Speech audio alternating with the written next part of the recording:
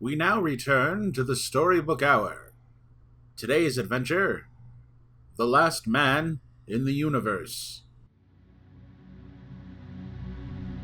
Colonel James P. Jefferson stood at the edge of his ship, staring out into the infinite darkness just beyond the doorway. There was nothing beyond, no stars, no planets, not even a nebula or two. The entire universe, having grown cold and died, was now a nothingness that stretched out in every direction. This was the end of the universe, and it would be the grave of our brave traveler. Jefferson had wound up at the end of time by way of a dangerous accident. The scientists from the 22nd century on Earth had proclaimed they finally built a craft able to travel through space-time. And it would take some lucky colonel 100 years into the future, a journey to prove that mankind could finally take dominion over their world, and therefore, their destiny. But the ship had broken down on its very first flight. As it sped up with time passing like a light show around it, and while Colonel Jefferson waited for the automatic shutdown, the craft continued past the 100-year mark, and onward into a forever amount of tomorrows. Once he realized that something was wrong, the traveler pulled on the emergency stop lever, only to find that it did nothing. Stars raced past the viewport, time warping around the craft, and the universe progressed in endless entropy until time itself had run out. Then the ship sat, motionless, in a vast sea of nothingness.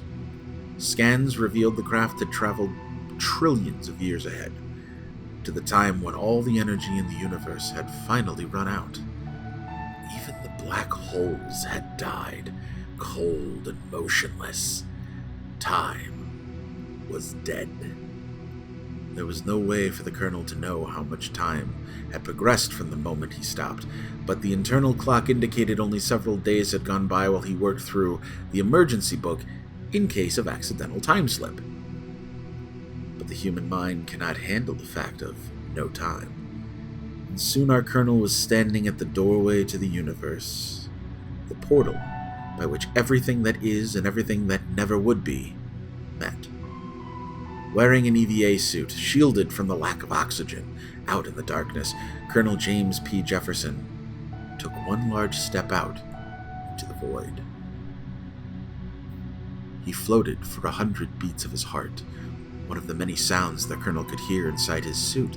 His breath, his heartbeats, even the blinking of his eyelids were now the only sounds left in the universe.